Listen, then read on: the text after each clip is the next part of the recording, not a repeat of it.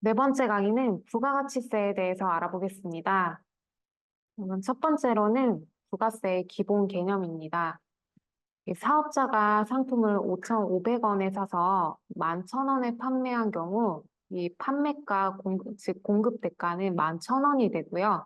이 공급 가액은 10,000원, 이 판매 부가세는 1,000원이 됩니다. 이때 이 공급 대가라는 거는 재화나 용역을 제공하고 지급받은 대가를 의미하는데요. 공급 대가는 공급가액이 플러스 부가세로 이루어져 있습니다. 그래서 공급가액은 부가세를 포함하지 않은 순수한 재화 또는 용역의 대가라고 보시면 됩니다. 이 판매 부가세가 여기서 1,000원이면 매입 부가세는 500원이 되는데요. 이 판매 부가세를 매출세액이라고 하고 매입 부가세를 매입세액이라고 합니다. 이 매출세액에서 매입세액을 차감하게 되면은 납부세액이 나오는데요. 이 1,000원에서 500원을 빼면 500원의 납부세액이 발생하게 됩니다. 그래서 이제 공급대가, 공급가액, 부가세, 부가세는 이제 판매 부가세와 매입 부가세가 있는데 매출세액 빼기 매입세액은 납부세액이다. 이 기본 개념에 대해서 우선 알고 계시면 되겠고요. 그 다음으로 넘어가 보겠습니다. 두 번째는 부가가치세의 유형입니다. 부가가치세는 일반 가세자와 간이 가세자가 있는데요. 일반 가세자는 간이 가세자 적용이 안 되는 사업자는 다 일반 가세자입니다. 그래서 법인은 간이가세 적용이 안 되기 때문에 다 일반 가세자이고요. 이 개인 중에 영세한 개인들은 간이가세자를 선택할 수가 있는데 주로 소비자를 대상으로 하는 업종으로 연간 매출액이 8천만 원에 미달할 것으로 예상되는 소규모 개인 사업자인 경우에만 간이가세자로 등록이 가능합니다. 일반 가세자는 이 공급가액의 10%의 세금이 부과가 되고요. 그리고 매입세액도 공급가액의 10%가 적용이 됩니다. 근데 이제 간이가세자의 경우에는 1.5%에서 4%의 낮은 세율이 적용이 되고요. 매입액의 0.5%만 공제가 가능합니다. 이 둘의 가장 큰 차이는 일반 가세자는 매입세액이 더 많은 경우에 환급이 가능하지만 이 간이가세자는 환급이 불가능합니다. 그렇기 때문에 이제 저희 같이 수출입 사장님들은 부가세 환급을 받으셔야 되기 때문에 일반 가세자로 선택을 하라고 말씀을 드리는데요. 그런 차이가 있다고 보시면 되고 좀 더 자세히 살펴보면 이 간이 가세자는 4,800만 원 미만 간이 가세자가 있고 4,800만 원 이상 8천만 원 미만 간이 가세자가 있습니다. 이 4,800만 원 미만 간이 가세자는 세금 계산서 발급이 안 되고요. 이 4,800만 원 미만 간이 가세자로부터 신용카드 매출 점포나 현금 영수증을 받으신 사업자분들은 매입세 공제가 불가능합니다. 또 4,800만 원 미만 사업자는 이 부가세가 완전히 면제됩니다. 근데 이제 간이 가세자 중에 4,800만 원 이상 8천만 원 미만 간이 가세자인 경우에는 세금 계산서 발급이 가능하고요. 그리고 이들로부터 받은 신용카드나 매출 점표나 현금 영수증은 매입세 공제가 가능합니다.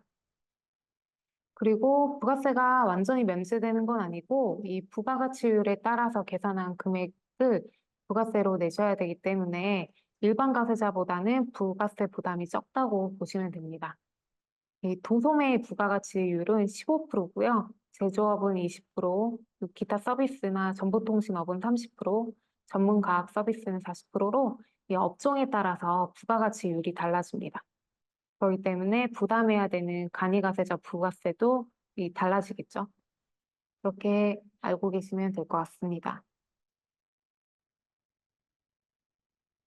이 부가가치세 유형에 따라서 이 영세율을 적용하는 경우 얼마나 차이가 나는지 한번 같이 살펴보겠습니다. 이 해외 오픈 마켓 사업자이고 영세율을 적용하는 경우에 매출은 11,000원이고요. 매입은 2,200만 원이라고 가정했을 때 일반 가세자는 이 매출은 영세율을 적용하기 때문에 매출세액은 0이 되고요. 매입 공급가액은 10%를 곱해서 매입세액은 200만 원 정도 환급이 발생합니다. 간이가세자인 경우에는 영세율이기 때문에 매출세액은 일반 가세자와 똑같이 0이 되는데 매입액의 경우에는 0.5%만 공제가 되기 때문에 2,200만 원에 곱하기 0.5%를 해서 11만 원이 원래는 환급이 발생해야 되는데 환급이 안 되기 때문에 부가세는 0으로 끝나게 됩니다. 그럼 일반 가세자와 간이 가세자인 경우 200만 원 정도 차이가 발생하게 되죠. 그만큼 영세율을 적용할 경우에는 일반 가세자가 유리하다. 그렇게 보시면 되겠습니다. 이번에는 과세, 면세, 영세가 어떤 차이가 있는지 살펴보도록 하겠습니다. 이 과세는 상품이나 서비스 제공 과정에서 10%의 부가세가 부과되는 형태이고 영세나 면세가 아닌 거의 모든 거래 품목은 과세라고 보시면 됩니다. 영세는 매출세액이 0이 되고 매입 시 부담했던 매입세액은 다 환급이 되는 형태인데요. 이거는 부가세가 완전히 면제되는 형태로 수출이나 외화 혜택을 촉진하기 위해서 그런 혜택을 주는 겁니다. 면세인 경우에는 영세율과 같이 매출세액은 0이지만 매입세액은 환급받지 못합니다. 영세율은 이 수출을 하는 사업자들에게 주는 혜택이라면 면세는 그 면세 품목을 구매하는 소비자에게 주는 혜택이라고 보시면 되겠습니다.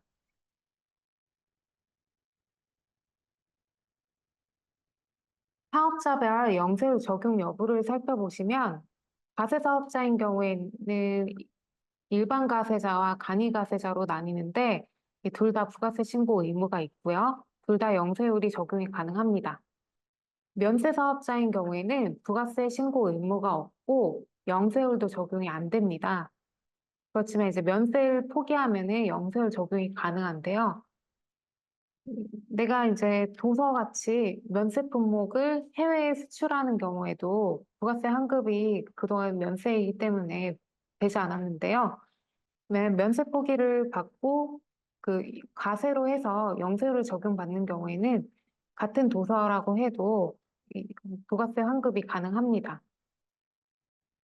그래서 이 면세 포기란 부가세가 면제되는 제한 또는 용역을 공급하는 사업자가 면세 적용을 받지 않고 부가세 과세를 적용받는 것을 말합니다.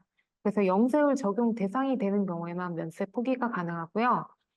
예를 들어 내가 도서를 국내에도 판매하고 해외에도 판매한다. 그렇게 하시면 국내 판매분은 면세를 적용받고 이 해외 판매분은 영세를 적용받으시면은 가면세 사업자가 되어서 이 영세율 적용 부분에 대해서는 부가세 환급이 가능합니다. 그렇게 하시면 될 것 같습니다. 자, 이제 마지막으로 부가세 신고가 중요한 이유에 대해서 살펴보도록 하겠습니다. 첫 번째는 수출입 사장님들의 가장 중요한 부가세 환급이 있기 때문에 꼭 부가세 신고를 하셔야 되고 부가세 신고가 되게 중요한 이유 중에 하나인데요. 두 번째는 매출이 확정된다는 의미에서 부가세 신고가 중요합니다. 옆에는 종합소득세 안내문인데 그 안내문에 사업장별 수익 금액이 안내가 되는데 이거는 부가세 신고를 하시면 그 매출 내역을 이 안내문에 표기가 되게끔 하는 겁니다. 그래서 내가 부가세 신고 시에 신고한 매출이 소득세나 법인세를 신고할 때 그 기준 매출이 된다. 그렇게 생각하시면 되고요. 이 세 번째는 적격 증빙이 확정된다는 의미에서 중요합니다. 이 부가세 신고를 했을 때 이 적격 비용들이 반영이 되는데요. 이 소득세 때 비용과 얼마나 차이가 나는지를 국세청에서 검토해서 안내문을 띄우게 됩니다. 적격증빙 가소수치 안내문을 띄우게 되는데요. 이 적격증빙을 부가세 신고 시에 충분히 반영을 하셔야지 소득세 비용과 너무 차이가 나면은 이 가소수치 안내를 받을 수가 있기 때문에 이 부가세 신고 시에 적격증빙을 최대한 반영하시는 게 중요합니다. 부가세 신고가 중요한 이유까지 살펴보았습니다. 감사합니다.